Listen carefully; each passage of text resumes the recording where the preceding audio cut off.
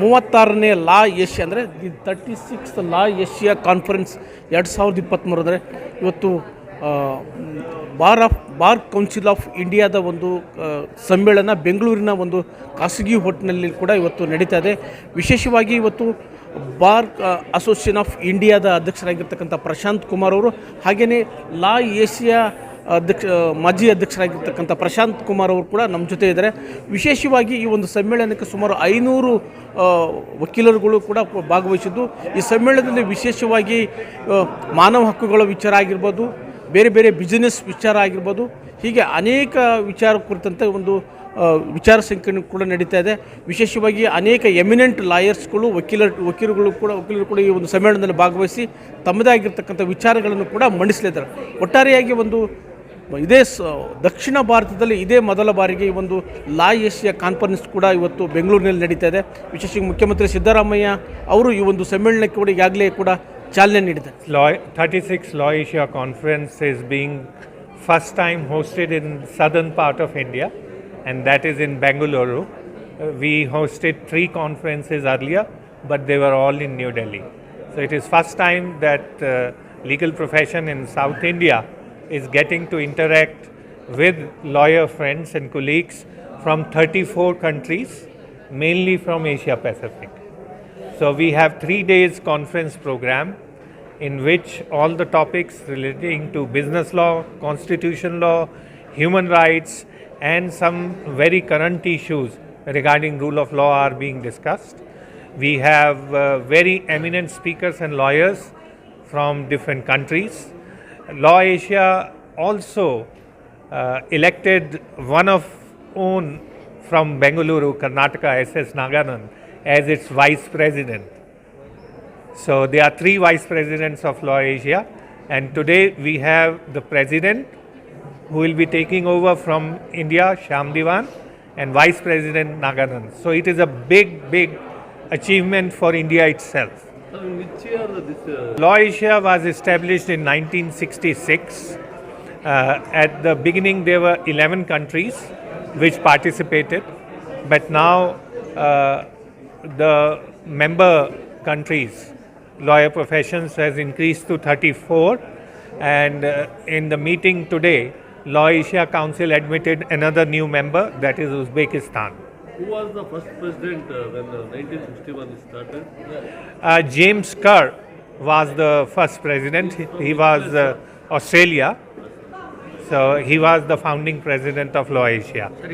4 दिन के प्रोग्राम में टॉपिक्स जो हैं बहुत इंटरेस्टिंग और वाइड रेंजिंग है. हमारे पास 3 पैरेलल सेशन है हर रोज़, और उन 3 पैरेलल सेशन में जुडिशियल स्ट्रीम है जिसके अंदर जुडिशरी से रिलेटेड टॉपिक्स हैं, बिजनेस स्ट्रीम है जिसमें बिजनेस लॉ से रिलेटेड टॉपिक्स हैं, विमेन लॉयर्स और इश्यूज़ के ऊपर जो है टॉपिक्स हैं, इंटेलेक्चुअल प्रॉपर्टी राइट्स के ऊपर टॉपिक्स हैं, और ह्यूमन राइट्स और रूल ऑफ लॉ के ऊपर टॉपिक्स हैं. और जो सारी की सारी नई आपकी इनोवेशन आ रही है, आर्टिफिशियल इंटेलिजेंस आ रही है, उसको डील करने के लिए कैसा लीगल फ्रेमवर्क हो, साइबर क्राइम से हो, ये सारे टॉपिक्स जो हैं डिस्कस किए जा रहे हैं. 500 lawyers, 300 from India and neighboring countries, and 200 from all over the world. Only members, sir? Yeah, all are members. All are members of lawyers.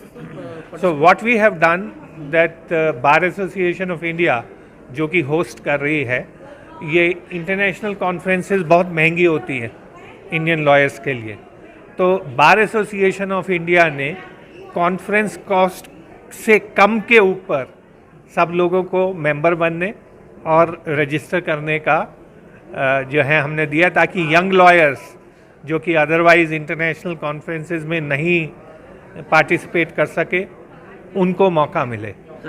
Her country के लॉज अलग होते हैं, लेकिन अब लीगल प्रोफेशन ग्लोबलाइज्ड होता जा रहा है, और इस ग्लोबलाइज्ड लीगल प्रोफेशन में लॉयर्स को चाहिए, स्पेशली यंग लॉयर्स को, कि वो ऐसे इवेंट्स अटेंड करें, वो अपनी अपॉर्चुनिटीज़ की कैसे इंडियन क्लाइंट्स और इंडियन कंपनीज़ को बाहर जो है वो जाके काम कर पाएँ, कैसे फॉरेन कंपनीज़ और क्लाइंट्स इंडिया में काम कर पाएँ, इसके लिए उन्हें अपनी जो है नॉलेज बढ़ाने के लिए, अपने लिंक्स बढ़ाने के लिए ये मैसेज है कि लॉ एशिया और बार एसोसिएशन जैसे ऑर्गेनाइजेशंस को ज्वाइन करें, उसमें पार्टिसिपेट करें। अब पूरी दुनिया आपके हाथ में है, बस आपके ऊपर है कि आप चीज़ें सीखें और आगे बढ़ें।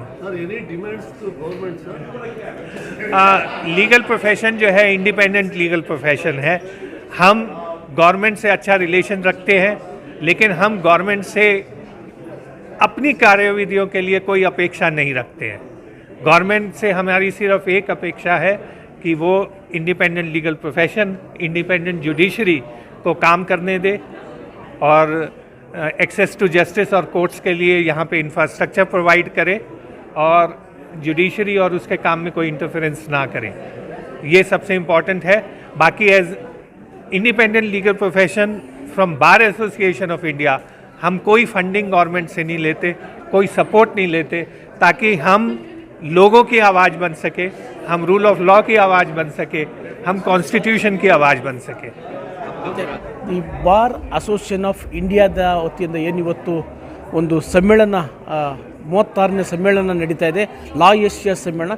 ಈ ಸಮ್ಮೇಳನಕ್ಕೆ ಮುಖ್ಯಮಂತ್ರಿ ಸಿದ್ದರಾಮಯ್ಯ ಅವರು ಇವತ್ತು ಚಾಲನೆ ನೀಡಿದರೆ, ವಿಶೇಷವಾಗಿ ವಕೀಲ ವೃತ್ತಿಯಿಂದ ಅವರು ಸ್ವತಃ ವಕೀಲರಾಗಿರ್ತಕ್ಕಂಥ ಸಿದ್ದರಾಮಯ್ಯ ಅವರು ಈ ಒಂದು ಸಮ್ಮೇಳನವನ್ನು ಉದ್ಘಾಟನೆ ಮಾಡಿರ್ತಕ್ಕಂಥದ್ದು ಭಾಳ ವಿಶೇಷವಾಗಿರ್ತಕ್ಕಂಥದ್ದು.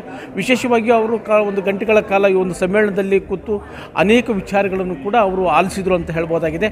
ಜೊತೆಗೆ ಅನೇಕ ಸುಮಾರು 500 ವಕೀಲರುಗಳು ಈ ಸಮ್ಮೇಳನದಲ್ಲಿ ಕೂಡ ಭಾಗವಹಿಸಿದ್ದು, ವಿಶೇಷವಾಗಿ ವಿದೇಶದಿಂದ 200 ಮಂದಿ ವಕೀಲರುಗಳು ಕೂಡ ಈ ಒಂದು ಕಾರ್ಯಕ್ರಮಕ್ಕೆ ಈ ಒಂದು ಸಮ್ಮೇಳನಕ್ಕೆ ಭಾಗವಹಿಸಿದ್ದಾರೆ.